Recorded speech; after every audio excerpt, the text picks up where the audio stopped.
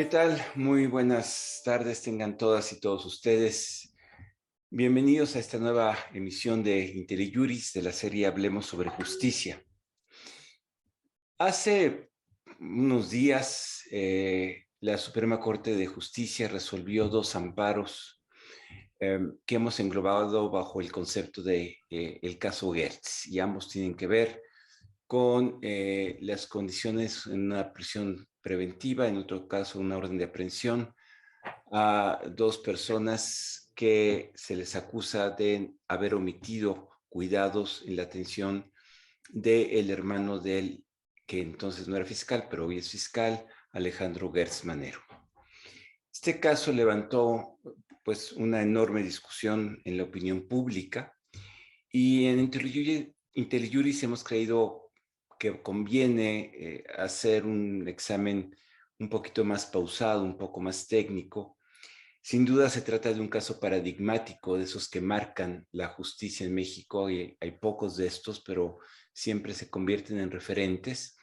Y es un caso, la verdad, muy complejo, que tiene muchas aristas. Tenemos solo una hora para revisarlo, entonces vamos a tratar de que ustedes tengan una visión completa de todo lo que sucedió, de la secuela procesal, de la discusión de la Corte, de sus implicaciones para el sistema de procuración y administración de justicia en México. Y para eso hemos invitado a dos expertos. Tengo el gusto de que nos acompañen esta noche Luisa Conesa. No diré mucho de ella, ya la conocemos, abogada postulante, experta en litigio constitucional, una de las figuras importantes en el foro mexicano, como yo digo, defensora de causas posibles e imposibles, y sobre todo una gran conocedora de la materia de amparo, de la materia judicial. Y tenemos también a Hugo Alejandro Concha, investigador del Instituto de Investigaciones Jurídicas. No diré mucho, diré que es uno también de los expertos judiciales más importantes que tenemos, y sobre todo un estudioso detenido y de largo aliento de la evolución del Poder Judicial, de las instituciones judiciales y de lo que implica, y que puede darnos una visión muy interesante de este caso. Y un gran explicador también, debo de añadir. La suerte de tener amigos. Muchas gracias, Sergio. Gracias, Hugo. ¿Y por qué no empezamos para que todos tengamos la misma información, tener una base compartida? Hugo, ¿por qué no nos cuentas de manera sintética qué pasó? ¿Cuáles fueron los hechos de este caso? Eh, y sobre todo, ¿cómo fue que un caso como este llega a la Suprema Corte de Justicia? Adelante, te escuchamos con atención. Sí. En aras del tiempo, incluso si quieres, trataré, y me da mucho gusto estar aquí con Luisa. La verdad, yo los que me toca coincidir con Luisa siempre aprendo mucho y muchas gracias. De verdad que ya lo he estado disfrutando en anticipado. Y gracias a todos los que se conectan para oírnos. A ver, muy rápido, para ahorrar tiempo. No voy a platicar, porque creo que eso se ha platicado ya mucho, o lo voy a hacer muy sucintamente, que cuando se cayó el señor y que cuando se enfermó y cuando se lo llevaron. Voy básicamente a platicar más bien, como me estás pidiendo, los hechos, pero los hechos jurídicos del caso, que creo que es un poquito más relevante para saber por dónde se fue armando esto hasta llegar a la corte, ¿no? En agosto de 2015 empieza este caso. Es el caso de una pareja, del hermano del actual fiscal general, que en ese entonces no era fiscal general. Esto es muy importante subrayarlo. Era rector, si no me equivoco, de la Universidad de las Américas, aquí en la Ciudad de México. Otra historia interesante, por cierto, pero no es caso de mencionarla hoy. Él era rector de esa universidad, y su hermano, Federico Gertz, era la pareja de una señora que se llama Laura Morán, ¿no? Que en el caso ha habituado mucho utilizarla y llamarla, porque es el término legal, aunque no deja de tener cierta connotación negativa, la concubina. Esto es interesante porque fueron pareja más de 50 años, pero nunca se casaron. Es importante también decir que Laura, cuando inició su relación con Federico Gertz, era una señora ya divorciada con hijas, ¿no? Y nunca tuvieron hijos, Federica y ella, y sin embargo fueron una pareja con pues, conocimiento, fama pública de una buena pareja y que duró todos los años.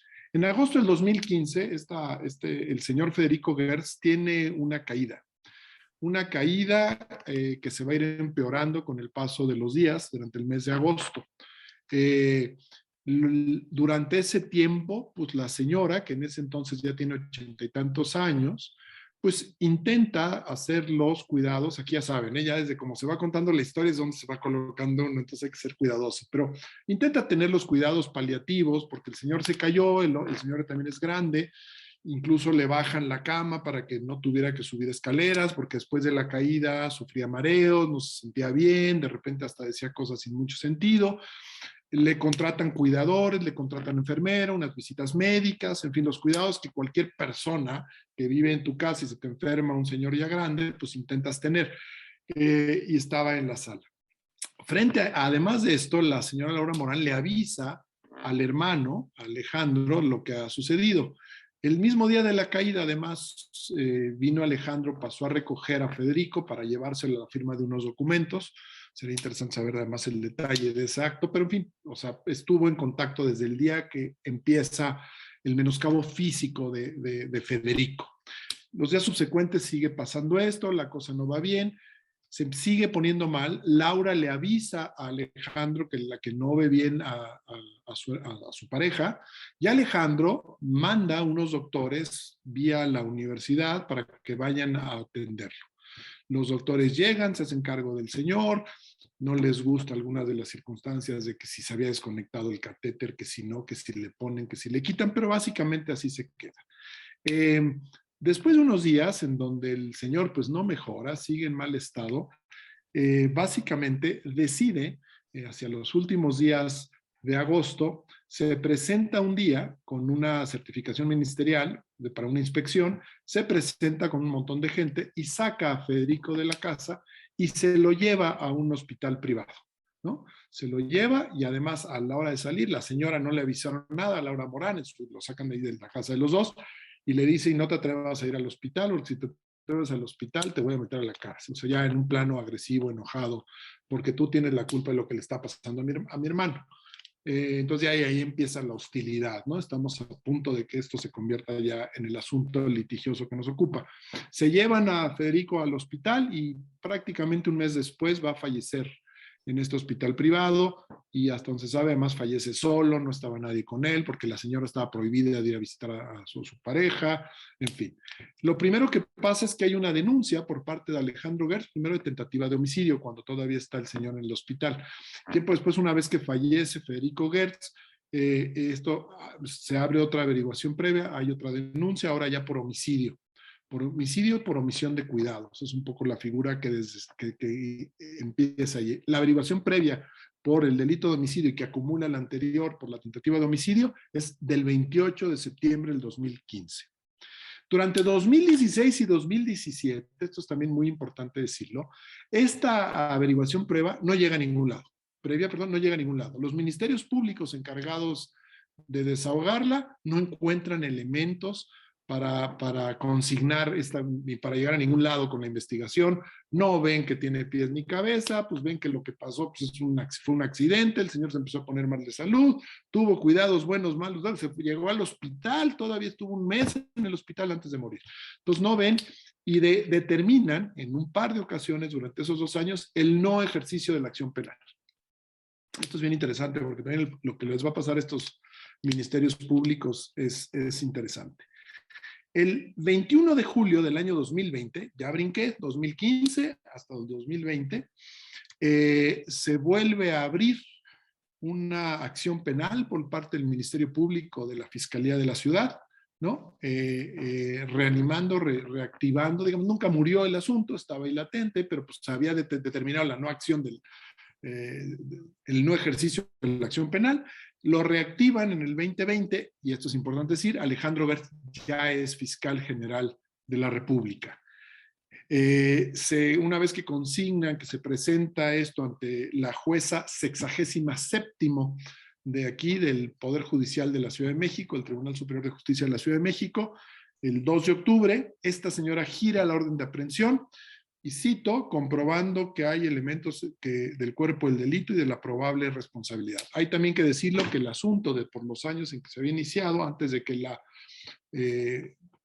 Fiscalía fuera tal, que todavía Procuraduría, se inicia bajo el viejo sistema penal, ¿no? Todavía no empieza como en el nuevo sistema de justicia penal. El 16 de octubre, o sea, 15 días después de que se había girado la orden de aprehensión, finalmente se ejecuta. Hay videos en donde se ve cómo se le cierran en el coche a la señora, iba con su hijo y la sacan y se la llevan los agentes del Ministerio Público. Y el 19 de octubre se dicta el auto de formal prisión por la misma juez y pues ya la señora está detenida en Santa Marta, Catitla. Se determina desde el inicio la prisión preventiva, también es muy importante decirlo. Quinta etapa, digamos, se presenta un recurso de apelación por parte de la... bueno, aquí hay una cosa que tengo que ampliar. La acción penal va en contra de 3 personas. Va en contra de Laura Morán como la responsable, la autora del homicidio por omisión, y va en contra de sus 2 hijas, una de ellas Alejandra Cuevas y la otra Laura Cuevas. Ellas están acusadas de ser garantes accesorias, porque según la versión del Ministerio Público, pues eran también quienes ayudaban a tomar las decisiones o no tomar las decisiones médicas correspondientes con la mamá, ¿no? Entonces se determina que ellas también son corresponsables de lo que sucedió. Estas personas presentan un recurso de apelación ante la Cuarta Sala Penal del Tribunal Superior de Justicia de la Ciudad de México, la cual va a confirmar el 22 de febrero del 2021, ya el año pasado, confirma el auto de formal prisión de ellas. Nunca detienen, esto es importante decirlo, a Laura, la hermana de Alejandra Cuevas, nunca la detienen, porque es la suegra de Alfredo del Mazo, gobernador del Estado de México. Y en los documentos, si bien al principio aparece ella también como denunciada, muy pronto, antes de que se formalice el auto de formal prisión, ya desapareció de los documentos. Según se sabe, pues hubo una negociación, el gobernador intervino, y ahí prácticamente lo que la familia ahora platica es que pues a partir de eso desapareció ya el nombre de esta señora, y hubo una ruptura familiar. Laura y la familia de esa lado, la hermana, la otra hija, ya nunca más se volvieron a comunicar ni con la mamá ni con la hermana, ¿no? Fue parte del pacto. A ellos lo sacan y ya no tienen nada que ver. El 17 de marzo del 2021 se presenta un amparo, la quejosa, Laura Morán y Alejandra Cuevas, presentan un amparo en contra de la resolución de la Cuarta Sala Penal que confirmó el auto de formal prisión, o sea que los dejaba detenida a Alejandra y a la otra señora con la orden de aprehensión. Por la edad no la detuvieron, estaba en su casa. Bueno, ya ni en su casa, porque ahorita también platicamos lo que sucedió extra hechos jurídicos. Está ya en casa de uno de sus nietos. Y la jueza, otra vez, 67º, y el amparo va en contra de la orden de la resolución de la sala y contra las autoridades que ejecutan la orden, que son la jueza y que son la directora incluso de Santa Marta, ¿no? El 8 de septiembre, la jueza otorga el amparo por vicios formales que encuentra en todo el procedimiento, ¿no? Este amparo en realidad lo que determinaba es que esto se tiene que regresar a la sala del Tribunal Superior de Justicia de la Ciudad de México para que en libertad jurisdiccional vuelva a armar bien el caso, sin todos los vicios formales que en el amparo se mencionan. Sin embargo, el 28 de septiembre, 20 días después de que se otorgó el amparo, el Ministerio Público de la Ciudad de México presenta un recurso de revisión ante el primer tribunal colegiado de circuito y como tercera parte interesada en el asunto, el propio fiscal general está también en el tema. El 21 de octubre, la Fiscalía General de la República solicita, ahí sí no es Alejandro Gertz como tal, sino es la Fiscalía General de la República, solicita a la Suprema Corte de Justicia que atraiga el caso. El 8 de noviembre se presenta el caso ante la Corte, lo asume personalmente Arturo Saldívar, y el 8 de noviembre el Pleno aprueba la atracción. Aquí, y esto me importa mucho mencionarlo, es importante, 2 días después, Arturo Saldívar sale a los medios en una conferencia de prensa y dice que han atraído el caso, que por cierto, el día que lo atraen, es el día que va a resolver el primer tribunal colegiado de circuito. El día que iba a resolver, ese día se fue el amparo, se lo llevaron. No la revisión, el recurso de revisión. Y se lo lleva en revisión la Corte. Arturo Saldívar, 2 días después de que se lo llevan, declara que fue para cuidar la imagen de la Fiscalía General de la República. Este dato lo quiero subrayar porque sí me pareció, desde que se dio y a la fecha sigo pensando que esto rompió la igualdad procesal que debe tener todo juicio y además pues se sobrelimita en sus facultades, me parece, el presidente de la Corte al hacer una declaración de ese tipo. La Corte no tiene tampoco por qué explicar por qué atrae casos, se supone que cuando se atraen son por interés general que revisten los casos, ¿no? El 10 de diciembre, sin hacerlo público, esto también es importante, o por lo menos así se dijo tiempo después, se aprueba el acuerdo de trámite de turno al ministro Pérez Dayán. Y sin embargo, los interesados van a saber del turno prácticamente hasta enero, ¿no? Pero se supone que desde el 10 de diciembre se había turnado. Y finalmente el 14 de marzo, ya hace unos cuantos días, se presenta, Pérez Dayán presenta su primera propuesta, la cual se desecha por la mayoría de los ministros que no les gusta cómo estaba construido. Ahora creo que Luisa va a platicar un poco de esto. Es una propuesta muy formal, al viejo estilo, lo que presentaba esa primera resolución. A los ministros no les gusta, los ministros ya meten otro factor. Y finalmente el 28 de marzo se presenta un nuevo proyecto por el ministro Gutiérrez Gutiérrez Ortiz Mena, perdón, un nuevo proyecto de resolución, el cual fue votado por unanimidad. Cabe mencionar, si bien aquí me voy a saltar y ya con esto yo termino esta primera parte, pero cabe resaltar que antes del 14 de marzo, tan solo unos días, 14 de marzo fue el lunes, si no me equivoco, el viernes o jueves anterior, 4 o 5 días antes, es el momento en el que se presentan a los medios de comunicación las grabaciones sacadas de manera segura ilícita del fiscal hablando con su mano derecha en la fiscalía, su procurador de control de competencias, Juan Ramos, en donde pues es una plática muy desafortunada, donde habla mal de las personas que están en la cárcel, donde se refiere mal a mucha gente, donde incluso habla de manera muy despreciativa de la Corte y cómo tiene la Corte en control, habla mal de Pérez Dayán, de que no metió unos elementos que le habían pedido, o sea, en donde se trasluce que el fiscal tiene un control absoluto en varios de los ministros de la Corte, ¿no? Y es un fiscal molesto. Pero esta grabación es fundamental, o yo creo, quizás una especulación, me parece que es fundamental para ver el destino y cómo cambia justamente la votación de los ministros frente a un proyecto que se presenta el 14 de marzo que se desecha y luego el proyecto que va a llegar después el 28 de marzo.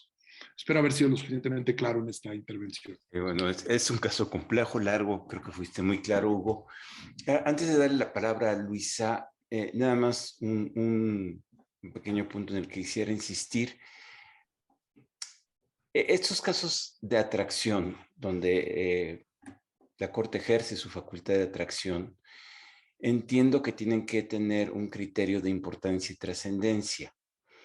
Hasta donde yo recuerdo, y es lo que quisiera, nunca había habido un caso similar de atracción por estas razones hechas públicas por el presidente ministro de que se intervenía para proteger la imagen pública de la Fiscalía.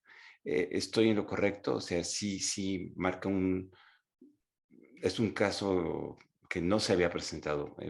Había habido otras razones para tener casos, pero nunca se había alegado algo similar. Que yo tenga en mi memoria, no sé, Luisa dice que tampoco, yo no recuerdo ni siquiera que den explicaciones públicas de por qué se traen los casos. A lo mejor encontrará uno por ahí en algún tema de obvia notoriedad, pero en términos generales no se justifica. Y justificarlo de esta manera creo que sí fue desafortunado desde el punto de vista que claramente se están metiendo consideraciones políticas, cuidar la imagen de la fiscalía, o sea, no es facultad, perdón, no es facultad de la Corte andar cuidando hacia la Fiscalía, ¿no? Entonces, sí parece que es una declaración que además, como digo, pues metía elementos de mucho ruido ante un caso que se va a resolver y que se supone que hay imparcialidad para hacerlo, ¿no? Bueno, vamos ahora a entrar al segundo bloque, donde me gustaría, Luisa, que son 2 sesiones completas de la Corte, donde se discute primero el proyecto del ministro Pérez Dayán, después un segundo proyecto del ministro Ortiz Mena. Y cuando uno lee las transcripciones de la Corte, es una discusión muy técnica y más bien y bastante importante por una serie de consideraciones aquí no políticas, sino de carácter jurídico. Yo te pediría, Luisa, que nos platicaras, nos sintetizaras de qué fue la discusión, cuáles fueron los elementos que estuvieron en juego y cómo ves tú, cómo valoras tú esta discusión. Sin entrar ahorita en la parte política, sino en, digamos, en los méritos jurídicos de la discusión. Perfecto. Muchas gracias por la invitación. Es un gusto estar aquí con ustedes dos y en IntelliJury. Siempre un placer. A ver, me voy a centrar en la parte técnica que lleva como esta discusión sobre la naturaleza de la revisión adhesiva en el amparo. Pues es una discusión muy técnica. Entiendo que este es un foro técnico, entonces me voy a ir por ahí, ¿no? La pregunta es, cuando en un juicio de amparo, cuando viene la sentencia y la sentencia da la razón al quejoso y la contraparte, o sea, ya sea el tercero o el autoridad responsable, recurre y el quejoso decide adherirse, ¿cuál es la vocación de la revisión adhesiva? Entonces voy a poner en pantalla la tesis que estábamos discutiendo ahorita antes de entrar a la sesión, que era como el status quo sobre cuál es la naturaleza de la revisión adhesiva hasta este asunto, ¿no? Que es básicamente, si te causa agravio la sentencia, tienes que presentar una revisión principal, en lo que sea que te cause agravio. La revisión adhesiva sigue procesalmente la suerte de lo principal, esto es, solo si es fundada la principal se estudia la adhesiva, y su única función es robustecer las consideraciones del juez, bueno, de la o el juez que llevaron a conceder el amparo. O sea, ¿qué queda fuera de la revisión adhesiva? Pues impugnaciones principales, ¿no? Si quieres llevar a cabo una impugnación principal de algo que no te benefició, presenta un amparo principal. O sea, y digamos, tú podrías incluso presentar los dos. O sea, si tienes, por ejemplo, un amparo que te niega, o sea, digamos que es un amparo contra leyes en la cual tienes 10 artículos impugnados y 5 te deniega y 5 te concede, puedes presentar una revisión principal por lo que te niegue y una adhesiva por lo que te concede. Esto, sin duda, esa valoración, ahorita lo puse muy en blanco y negro, ¿no?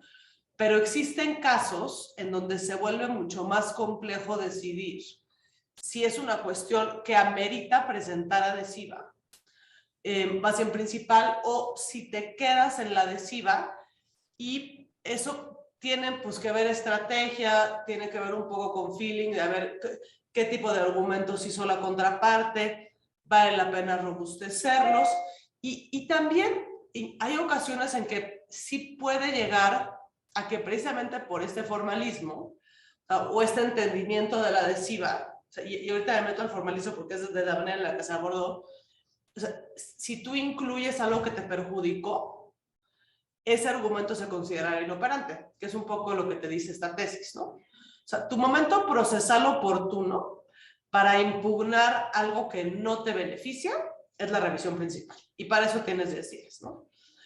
Oye, si resulta que vino la principal de tu contraparte y a partir de que se admite tienes 5 días para presentar tu adhesiva, y ahí decidiste que siempre no, que quieres impugnar, o sea, que quieres presentar cuestiones que te perjudicaron, ya se te fue el término. Y tiene una racionalidad de equidad procesal, ¿no? O sea, porque, digamos, si tú le das a la adhesiva una naturaleza completa de principal, pues sí tuviste un poco una ventaja en el juego, ¿no? O O sea, tú te esperaste a ver cómo venía la contraparte y una vez que lo viste, tuviste 5 días adicionales para que tu revisión adhesiva tuviera argumentos de principal. Esto es un poco la racionalidad de cómo se entiende o cómo se entendía hasta ahorita este recurso, ¿no? En el proyecto original de Pérez Dayan, pues sigue una lógica que es, me parece técnicamente correcta, es la lógica que imperaba con todas las tesis que existen en relación al amparo para efectos y a la pregunta de si puedes o no reasumir jurisdicción. Digamos, lo que dice el proyecto original de Pérez Dayan, oye, efectivamente yo veo que se valoraron indebidamente las pruebas, entonces doy un amparo para efectos de que se vuelvan a estudiar con determinados lineamientos y con libertad de jurisdicción, que se determine lo que sea conforme a derecho. Quien haya escuchado los audios, pues tendrá muy viva esta discusión entre los interlocutores, ¿no? Que decían, no, es que ya con esto ya viene preconstituida la decisión del juez, del juez de la causa, ya con esto la van a soltar, en fin, toda esta desafortunada discusión que tuvimos la oportunidad de escuchar. Entonces, si bien es una metodología que era técnicamente correcta a la luz de este estándar, un poco lo que surge en la sesión, pues es la pregunta de, oye, mejor estudiemos el asunto aquí, o sea, reasumamos jurisdicción y en vez de que sea un amparo para efectos, que sea un amparo liso y ya. Y entonces, pues, ¿cómo es que se abre la puerta a partir de eso por el argumento de la revisión adhesiva? Precisamente. Que, insisto, bajo el canon tradicional, o sea, era un argumento en el cual los revisionistas aducen que la juez debió de entrar al fondo del asunto, la juez de la causa, ¿no? Dicen, oye, es que la juez solamente estudió el caudal probatorio, pero no se mete al estudio de fondo. Si la juez hubiera estudiado el fondo del asunto, me habría dado un amparo liso y llano con liberación inmediata. Entonces hacen esta petición en la revisión adhesiva. En un sentido tradicional, sin duda es un argumento de revisión principal, es un argumento de mayor beneficio, ¿no?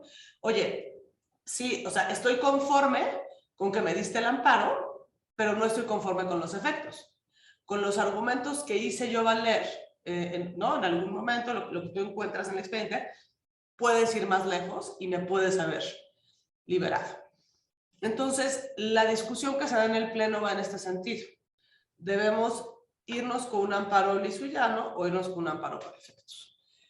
Yo estaría de acuerdo contigo, Hugo, que todo el contexto político y de los audios que pasó antes cambiaron el rumbo de esta discusión. No sé si en otro momento se hubiera entrado con esta fuerza a estudiar, o a cambiar la naturaleza de la revisión adhesiva. Y ahí un poco lo que dice el proyecto es, el engroso que eventualmente salga. Ahorita vamos a usar esta metodología para el tema penal, atendiendo al principio de mayor beneficio por un lado, y por otro, al mandato de la reforma del 17 constitucional de no privilegiar formalismos, sino estudiar el fondo del asunto. Entonces, este caso para mí se parece un poco a los efectos que tuvo el caso Cassés. Es distinto porque es un amparo directo, una tracción de un amparo directo, pero un poco pasa lo mismo en el cual, en vez de meterse a la litis del amparo, se mete al fondo de la legalidad, se estudia el asunto y dicen liberación inmediata, ¿no? Y esto es un poco lo que pasó. Y yo, dentro de todo lo desafortunado que ha sido este asunto, creo que este criterio es un criterio favorable. Digo, habrá que administrarlo, irlo bajando, ver en qué otras instancias aplica, pero pues puede ser un criterio favorable, así como también el estudio con perspectiva de género respecto a la valoración de las pruebas. Esto pues fue otra parte muy importante del caso, y ya con eso termino, que es esta figura del garante accesorio, que ni siquiera existe en la ley, que un poco se lo inventan la juez de la causa, y ahí dicen, bueno, como la mujer, por ser mujer, tenía un deber de cuidado, entonces tiene calidad de garante y lo dejó morir. Entonces, este mandato que da la Corte, y particularmente el ministro González Alcántara, hay que decirlo, sobre la manera en cómo deben de estudiar esas pruebas con perspectiva de género, creo que también puede ser un precedente importante. Gracias, Luisa. Yo, de la lectura de las sesiones, más allá de todo lo que has explicado muy bien, alcanzo a ver una confrontación fuerte, intensa, particularmente entre el ministro Saldívar y el ministro Ortiz, que sostienen que había que modificar el criterio tradicional de la revisión adhesiva y ahí jalan el artículo 17 constitucional y la obligación de entrar al fondo y quitarle el carácter formal a la revisión adhesiva. Y incluso el ministro Ortiz, cuando presenta el proyecto, lo hace, pero lo hace de manera limitada. Dice, lo voy a limitar a materia penal y en estas condiciones. Y digamos, los ministros que vienen más de Poder Judicial, en particular la ministra Piña, pero el ministro Pardo y el ministro Aguilar, Pérez Dayán ya se contuvo y ya no quiso hablar mucho. Y parece que hay digamos, un choque de visiones sobre si la revisión adhesiva tiene un carácter demasiado formal y si no se debería de modificar el criterio. Al final, entiendo yo, la decisión no modifica el criterio que tú mencionabas, le dan la vuelta, pero ¿cómo ven ustedes? ¿Cómo ves, Hugo? ¿Cómo ves, Luisa, esta discusión que al final está poniendo en la mesa algo que se ha discutido mucho, y es si el amparo tiene un carácter excesivamente formal y se ha venido formalizando, y cuál es el límite, digamos, de la capacidad de los tribunales de entrar al fondo del asunto, como dice la Constitución, sin afectar la igualdad entre las partes, porque el argumento de la ministra Piña es que sí afecta la igualdad entre las partes, en una visión. ¿Cómo lo ven? Me gustaría ahí escuchar su opinión de uno y otro. Hugo, no sé si quieres arrancar y luego le damos la palabra a Luis. Bueno, a ver, si bien es una cuestión muy técnica y un cambio de criterio de la aplicación de esta figura, creo que, y el proyecto de Gutiérrez Ortiz Mena así lo explica, en el fondo hay una discusión muy interesante. Lo que se dice ahí claramente en la página 48, la anoté, es que hay un parámetro de regularidad constitucional diferente. Y a esto alude a la manera de entender la igualdad procesal entre las partes. Lo que se buscaba con la manera de entender restrictivamente esta revisión adhesiva, pues es que se subían para cuestión de considerandos del juez, pero ya no podían ampliar ni agravios, ni se podía ponerse a considerar cosas distintas a lo que ya el juez de causa y originariamente en el amparo se había determinado.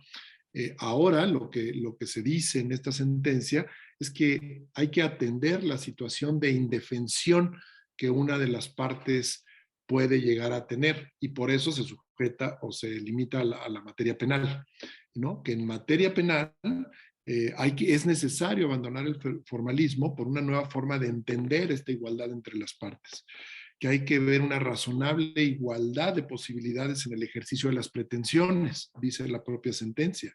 Lo que está tratando de decir es que no es lo mismo el peso que está teniendo la fiscalía con una persona que ya está recluida en prisión preventiva. Por cierto que también hay un análisis interesante de la prisión preventiva, pero que no es lo mismo la manera en que esto está funcionando ya cuando se está llevando a cabo una revisión de este tipo.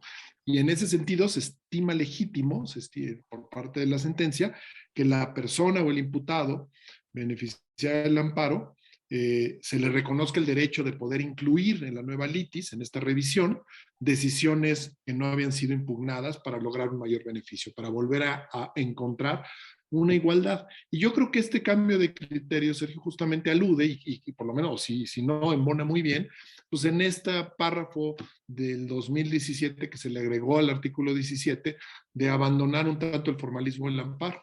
Y cuando Arturo Saldívar participa en la discusión, es bien interesante lo que dice, porque justamente él es el que se mete de lleno a la necesidad de cambiar justamente esta revisión adhesiva, y dice que no tiene sentido que la Corte haya traído este caso si el efecto va a ser exactamente el mismo que iba a hacer el colegiado, de devolverlo a la autoridad originaria, a la sala del Tribunal Superior de Justicia. Es decir, ¿para qué vamos a hacer eso? Y utiliza una frase muy coloquial, dice que es patear el balón. Dice, en un año vamos a estar exactamente en el mismo lugar en donde estamos ahorita, porque se va a ir, la sala va a volverlo a hacer, y va a volver a regresar acá. Entonces dice, la Corte no está ejerciendo el papel que debe de tener de la institución que garantiza y que protege los derechos de las personas, ¿no? Entonces me parece que hay una discusión de lo más interesante. A mí me gustó, me gusta cómo se aborda. Lo que no me gusta es lo que lo detona, pero eso ya lo hablaremos un poquito más tarde. Pero me parece que una vez que la Corte tiene claro que tiene que cambiar ese criterio que parece que iba para otro lado y meterse al amparo liso y llano, fue una buena salida técnica y que además va a tener repercusiones en otros casos con ciertas similitudes, ¿no? Sin embargo, y aquí confieso mi incapacidad de entender el alcance de la sentencia, me da la impresión, Luisa, que el criterio que propone el ministro Ortiz al final no es aceptado y que la mayoría de los ministros optan por dar una interpretación, déjame decirlo así, expansiva a varios artículos de la ley de amparo, pero no aceptan la modificación del criterio, y por eso Saldívar es rudo en ese sentido. Es un poco confuso y yo creo que tendremos que esperar al engrose para saber al final qué es lo que queda, pero me da la impresión de que por lo menos varios ministros dijeron, no estoy de acuerdo con el cambio propuesto por el ministro Ortiz, sí queremos entrar a fondo, pero encuentran otros argumentos que son interpretación de varios artículos de la ley de amparo para entrar al fondo, particularmente el principio que permite, digamos, revisar la orden de aprehensión y que esto deje en libertad a las personas. No sé cómo leíste tú esta discusión, Luisa. Yo creo que también para no tal vez tomar esta decisión que pueda tener mucho mayor alcance y tal vez a rajatabla, decir, bueno, vamos a modificar de suyo la naturaleza de la revisión adhesiva y hay que apartarnos de un montón de criterios de primera y de segunda, vamos a enfocarnos en el principio de mayor beneficio. Entonces, o sea, que es el artículo 189 de la ley de amparo, ¿no? Entonces, o sea, digo, igual y para referencia vale la pena, lo leo rápido, ¿no? El órgano jurisdiccional de amparo procederá al estudio de los casos de violación, atendiendo su relación lógica y privilegiando en todo caso el estudio de aquellos que, de resultar fundados, redundan en mayor beneficio para el quejoso. En todas las materias se privilegiará el estudio de casos de violación de fondo por encima de los de procedimiento informa, a menos que invertir el orden redunde en un mayor beneficio para el quejoso.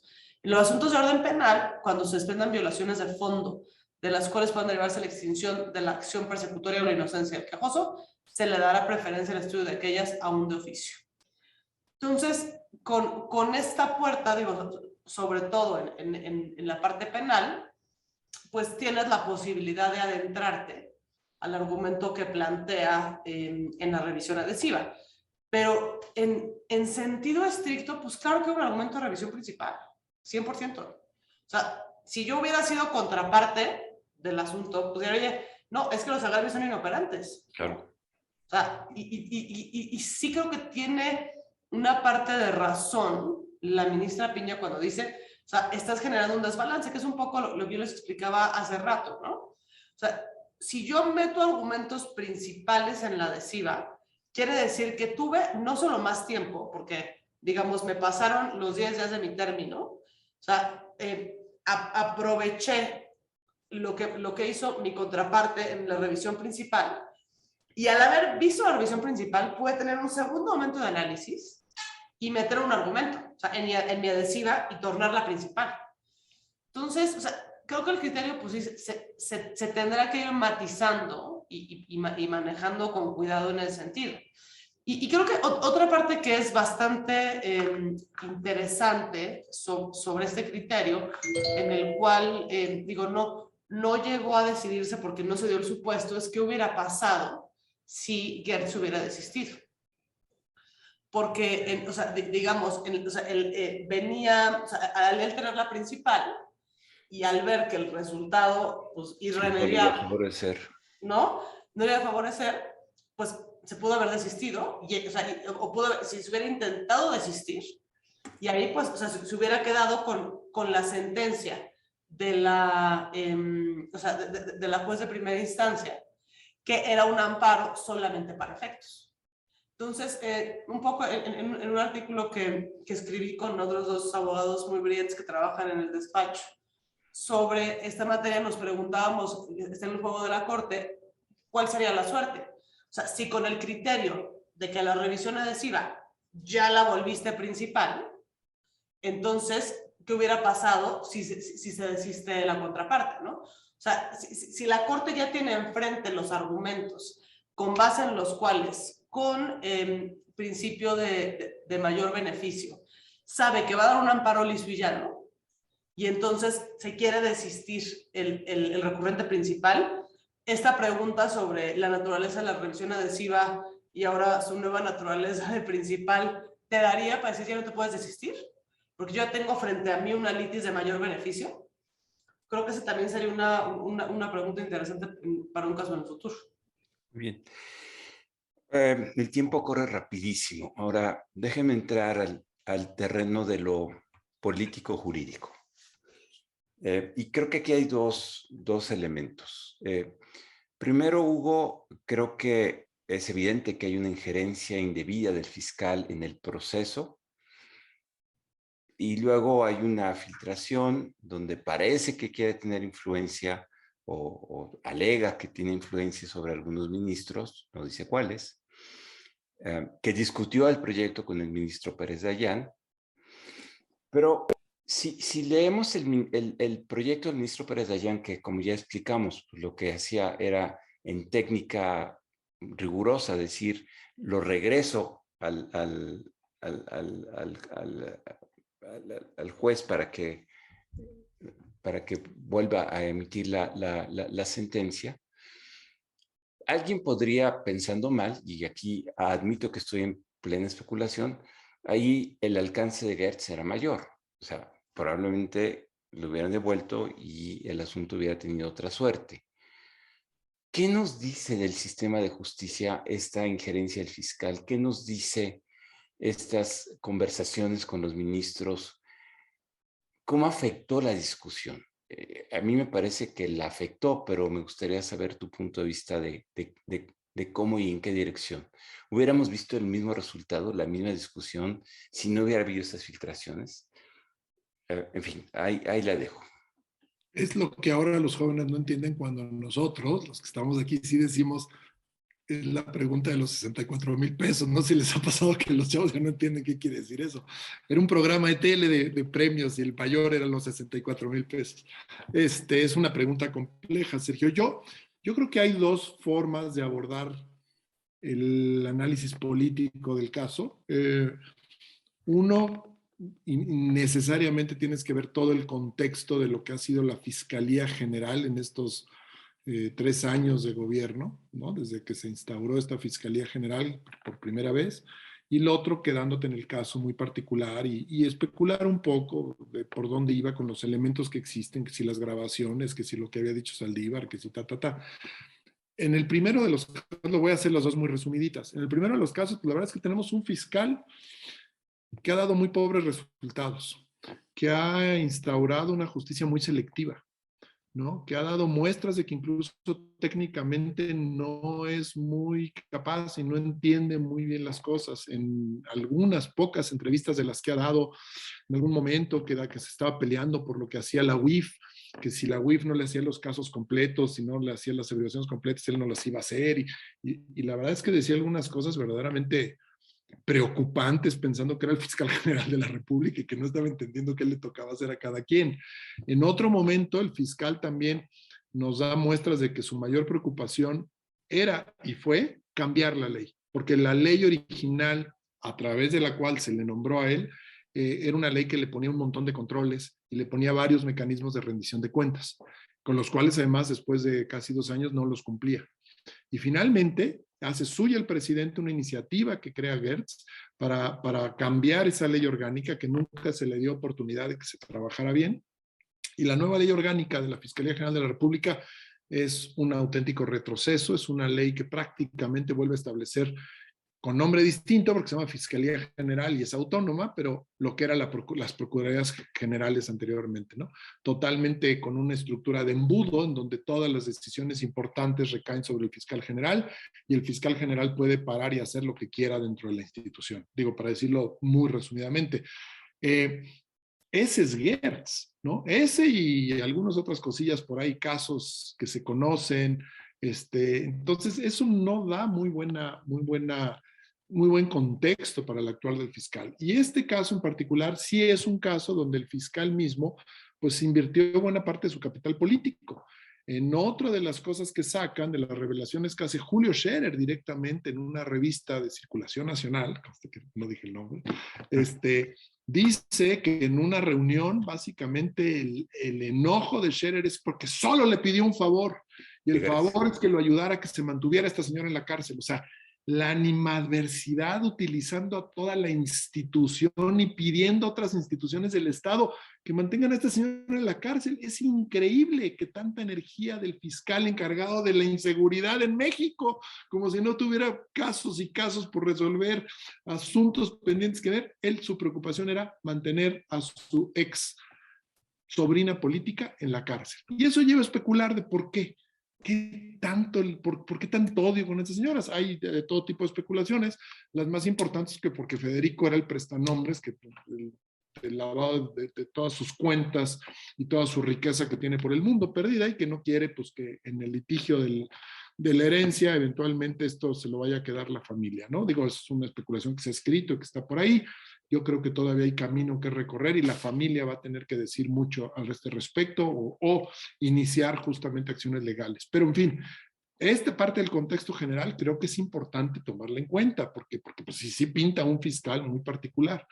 Y luego, por otro lado, en el caso específico, pues también fueron pasando cosas, la manera en que, pues la verdad de las cosas, la Fiscalía General, utilizando toda esta energía, obliga a instituciones del Estado a doblarse. Es increíble. La justicia de la Ciudad de México, y una de las lecciones que me quedo altamente preocupado de que no hay sistema de justicia ni cerquitamente eficaz en esta ciudad. Lo que hay es justicia selectiva, es justicia que se acciona con política detrás, ¿no? Es decir, los ministerios públicos, que me parece habían cumplido su trabajo originariamente diciendo que no había ejercicio de acción penal porque no había elementos, fueron perseguidos tiempo después con órdenes de aprehensión, ¿no? Y han salido a medios para decir, sobre todo uno de ellos ha dicho esto, hasta la escribiente originaria del no ejercicio de la acción penal, también ella se tuvo que amparar justamente también para protegerse, porque también iban por ella, por haber sido la que escribió el no ejercicio. O sea, una cosa, verdaderamente una persecución de locos con todo aquel que se atreve a ponerse enfrente del fiscal general. Y el fiscal general invirtiendo toda su energía, toda la institución para este caso en particular. La Fiscalía General de la Ciudad de México totalmente a su servicio, el Tribunal Superior de Justicia a su servicio, juez, sala, ¿no? O sea, la independencia judicial en dónde está, todos, o sea, alineándose al poder del fiscal general. La declaración del presidente de la Suprema Corte de Justicia que debe cuidar la imagen a la hora que extrae de manera un tanto violenta, trayendo el caso del primer tribunal colegiado de circuito, ¿no? Es también así como muy sintomático de lo que está pasando. Y luego viene el tema de las filtraciones. A mí me da la impresión, acuérdense que La familia estuvo muy insistente en los medios que tuvo a su alcance, los hijos de Alejandra, para estar pidiendo por lo menos que se dé información de si ya se había turnado el caso, que cuándo se iba a resolver, etcétera, etcétera. Y la verdad es que no había ni respuesta. Sí fue muy rápido para decir que se protegía la imagen de la fiscalía, pero ni Saldívar ni ningún ministro dijo absolutamente nada ante las reiteradas solicitudes de que se informara a la familia. En un evento público en la Universidad Iberoamericana, incluso Ana Paula Castillo, hija de Alejandra, se le presenta ahí en el evento en el que estaba Arturo Saldívar, lo increpa, se le hinca, y Arturo Saldívar con una frialdad, ni siquiera prácticamente la toca ni la ayuda a levantarse y dice que las cosas se van a resolver como están que resolver. Luego vienen unas declaraciones de que todo el mundo, a todos se les tiene que tratar igual y no porque se tengan recursos se les va a tratar de manera distinta. A mí me da la impresión de que el caso venía duro, que incluso el que la corte lo regresara para efectos, pero ya estoy especulando y tengo que decir que estoy aquí especulando, no tengo más datos, es simplemente cómo voy armando esto, que incluso lo que se iba a intentar hacer en la corte era no otorgar obviamente el amparo, es decir, y prácticamente la señora se iba a quedar donde estaba. Me parece que ya la salida incluso para efectos es lo que tenía tan enojado a Gertz en esa llamada telefónica. Está furioso porque el asunto no se va a matar ahí, no van a dejar a la señora en la cárcel y lo van a regresar al Tribunal Superior de Justicia. Entonces, eso es lo que te enojaba a Gertz. Gertz ni siquiera por aquí le pasaba que le iban a dar el amparo liso y llano. Entonces, sí fue un tema en donde dices, qué bruto, pues ¿en dónde está esto? ¿En dónde está la justicia? Es decir, da la impresión que lo que se iba a intentar hacer era mantener a la señora Alejandra Cuevas en la cárcel con todos los elementos en contra, con todas las pruebas no analizadas, con todo lo que en general en el juicio se fue diciendo, la falta de fundamentación y motivación, etcétera. Entonces, la lección que a mí me queda es esta: el inmenso poder de una fiscalía que no tiene controles, es una institución autónoma y sin controles. El único posible control es el presidente de la República, que puede pedir la remoción del fiscal, y si el presidente no lo hace, como no lo quiere hacer, por las razones que sean, es una figura intocable prácticamente hasta que termina su mandato. La debilidad de las otras instituciones en este aparato superjerárquico, la falta de independencia judicial que me parece gravísima, la manipulación de la ley que se hace, porque todo el análisis de haber inventado con una figura doctrinal, o como se le llame, de garante, la de garante ya fue con calzador, ¿no? El hacer que había homicidio por omisión en la condición de garante de la concubina. Ella era con calzador porque no cumplía a todas luces el papel de garante. Y la de garante accesorio, que eso sí fue un invento, es increíble. No está la figura en el Código Penal. Y todavía la fiscal de la Ciudad de México sale a defenderse y nos dice a todos, con una frialdad también que dices, ¿de dónde estamos? Busquen en Google, pues si no es de que se encuentre o no, si la figura sí existe en algún libro. El chiste es que no está en la ley. Pero pues ya vieron el presidente hoy. ¿Qué ley? A mí no me vengan con que la ley es la ley. No, pues a mí sí la ley es la ley y la ley hay que respetarla porque si no, estamos en la selva. La fiscal dijo esto, dijo que no, que lo busquemos en Google porque sí existe el garante accesorio. Sí, señora, pero no está en el Código Penal. Y ese fue la gran falta, el gran invento que hay. Y lo último, pues la Corte fue muy puntual en determinar la libertad, pero yo creo que tenía que haber hecho un comentario más, pues de que se iniciaran los procedimientos de investigación frente a todas las faltas o responsabilidad administrativa o responsabilidad penal que hay en el caso, porque sí hay aquí falta por parte de las instituciones que son muy graves. Entonces, bueno, eso no precluye, como digo, seguramente de oficio no creo que nadie vaya a investigarlo, porque además a quien se tiene que presentar esto es hasta las propias fiscalías, pero la cosa es muy grave. Hay que recordar, y con esto ya termino, que además en el trayecto de lo que ocurre al principio, sobre todo, cuando ya hay orden de aprehensión y todo esto, el fiscal comete actos de extorsión con la familia, obliga a que la señora firme, que le devuelva la casa que se le había quedado a su nombre, le quita la cuenta de banco que tiene por 3,5 millones, le quita la pensión, hace que firme que renuncia a la pensión, o sea, y a los hijos incluso, que fue lo que ya no toleraron, también los querían hacer que firmaran un documento, el fiscal y Juan Ramos, en donde se declaraban partes de esta conspiración, culpables de lo que había sucedido. Esto ya me parece que es de locos y yo creo que todavía aquí la historia no puede terminar y se tiene que proceder al respecto. El problema es que son las propias autoridades las que tendrían que dar marcha a esto y no veo cómo deshacer aquí el nudo, ¿no? Gracias, Hugo. Yo creo que lo que dejas muy claro. Ahora, Luisa, déjame regresar contigo y ya no veamos al problema de la fiscalía, sino qué nos dice del estado de la justicia penal en México este caso. Y yo iría un poco más lejos. Este caso trajo la atención, llegó a la corte, pero tú que conoces la práctica judicial, ¿cómo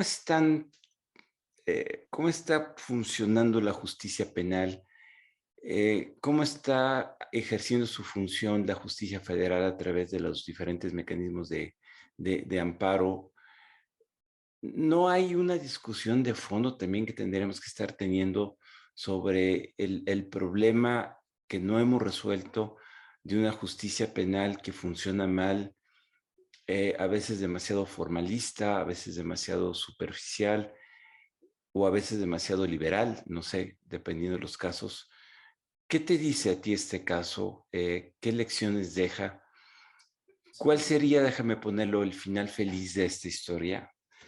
¿Y cuál podría ser, creo que más bien lo que va a suceder, un final que, como en el caso de Florence Cassés, queda en el caso, en la historia, y la vida cotidiana transcurre como si no hubiera sucedido nada? Claro. Bueno, varias cosas. Primero, yo no me puedo pronunciar sobre el estado de la justicia penal porque no es la rama de mi ejercicio, la verdad que estaría extrapolando. Yo me he concentrado en el amparo de los procesos constitucionales, pero creo que sí, este asunto nos devela algunas cosas que existen y que, digamos, todos estamos de los operadores jurídicos debido de alguna otra manera y que este asunto nos puso muy, muy de frente, ¿no? Uno, pues es el manejo absolutamente discrecional que existe, digo, en el Poder Judicial, pero especialmente en la Corte, sobre cómo se atraen los asuntos, cuáles son los tiempos, cómo, o sea, cuáles son las condiciones para una facultad de atracción, cómo se comunica. Les voy a poner un ejemplo. Cuando yo fui parte del grupo de No Más Derroches, que presentamos una pluralidad de amparos en contra del inicio de Santa Lucía, de la cancelación de Texcoco, teníamos antes, o sea, más o menos 8 suspensiones que mantenía suspendido el aeropuerto, ¿no? Cuando viene la figura de concentración, que es una figura pues también muy controversial, en la cual la autoridad le pide al Consejo que en vez de dispersarle las vías, le concentre todo en un solo juez y en un colegiado, que esto pues desde luego es una afrenta al principio del juez natural, ¿no? De repente se nos empiezan a caer las suspensiones, ¿no? En el colegiado concentrado. Pues, ¿qué hicimos? Lo que hace cualquier litigante, presenta una facultad de atracción en un asunto que, digo, creo que tenía una importancia y trascendencia para el país. Digo, me atrevo a decir que mucho mayor que el caso personal del fiscal. Ese asunto se tomó 6 meses a que hubiera un acuerdo sobre la facultad de atracción. O sea, se esperaron a que se resolvieran todos los asuntos en el colegiado y cuando salió el acuerdo, pues dijo, se quedó sin materia porque ya se resolvieron. Comparen esto a que en el mismo día que se presentó, el asunto se falló en el pleno de la Corte. A ver, si bien estoy de acuerdo que hay cierto grado, o sea, ahí viene desde luego pues el cerciorari, que la Corte puede decidir qué asuntos sí, qué asuntos no, la importancia y trascendencia, el hecho de que sea absolutamente discrecional el tiempo, cómo, cuándo, o sea, lleva asuntos como este, ¿no?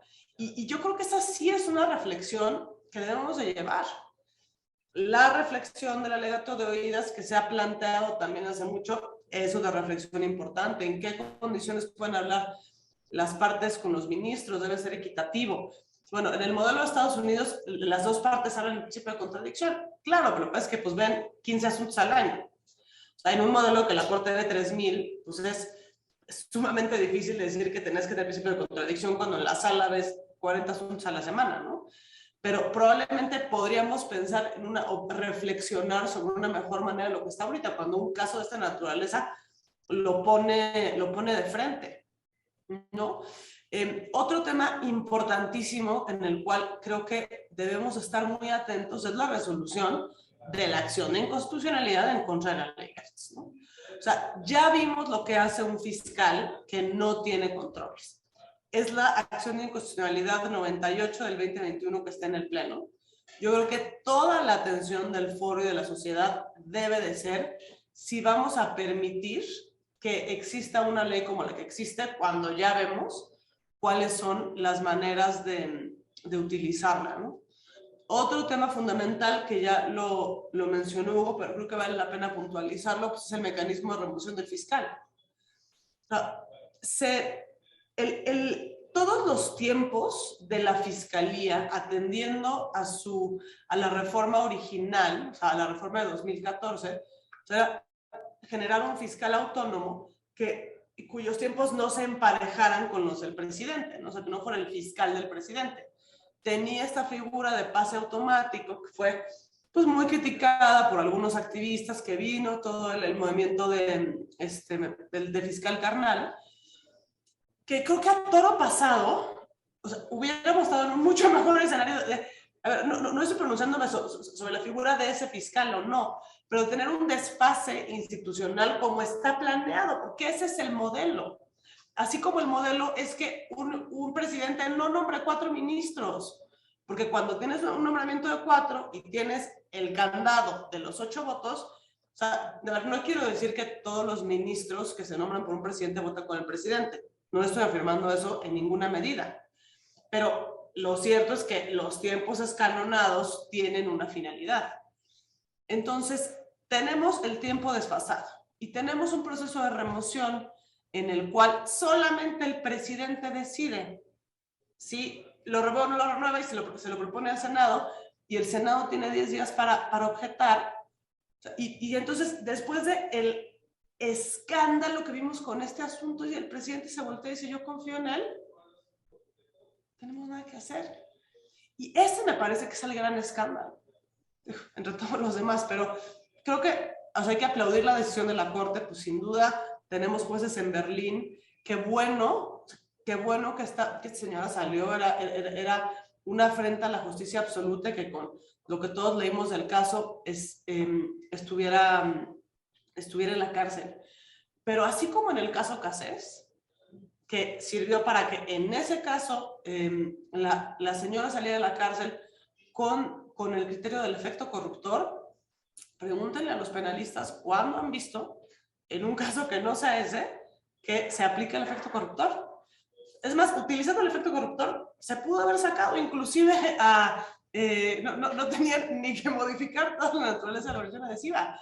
No va a ser un efecto corruptor, que ya todos hemos lo que hizo el fiscal, los audios, o sea, ya sáquenla, pero no, o sea, son criterios que sirven para casos paradigmáticos. Entonces, yo creo que esa es la reflexión importante que hay que hacer y que se viene una discusión fundamental, hay que propiciarla sobre cuál es, o sea, la reforma judicial, la reforma Saldívar, tenía como fin que se iba a acercar a la justicia a la gente. Yo he sido muy crítica en relación a este fin porque la justicia para la gente no está en la justicia federal, está en la justicia local. Entonces, esta pregunta sobre qué tenemos que reformar en el sistema penal local, así tenemos que voltar, y en el civil, en los temas familiares, ¿no? Preguntémonos en la Constitución, establecer unas reglas generales, pero respetando el federalismo, pues que este caso también nos develó que no existe, ¿no? O sea, el fiscal general da una orden a las fiscalías locales y así se hace. Y yo creo que aprendiendo de este caso tan desafortunado y tan doloroso, estas son las interrogantes que deberíamos de tener. Muy bien, pues el tiempo se nos ha acabado, pero me llevo 2 temas de tarea para IntelliJuris. Reflexionemos qué diseño institucional necesitaríamos, cómo tendríamos que corregir a la Fiscalía. Yo creo que ese es un tema que hemos discutido poco. Y también preguntémonos qué reforma para la justicia en México, con un énfasis, yo coincido plenamente en la justicia local. Nunca la vemos y sin embargo es la que tiene el mayor impacto en la justicia de todos los días. Luisa, muchísimas gracias. Hugo, muchísimas gracias. Añado algo, Sergio, porque lo dijo Luisa, Adelante, hay que adelante, enfatizarlo, adelante. y regular los procedimientos de la Corte, los turnos, los plazos, las cosas que son discrecionales, se funcionan conforme se acomoda y normalmente bajo el liderazgo del presidente.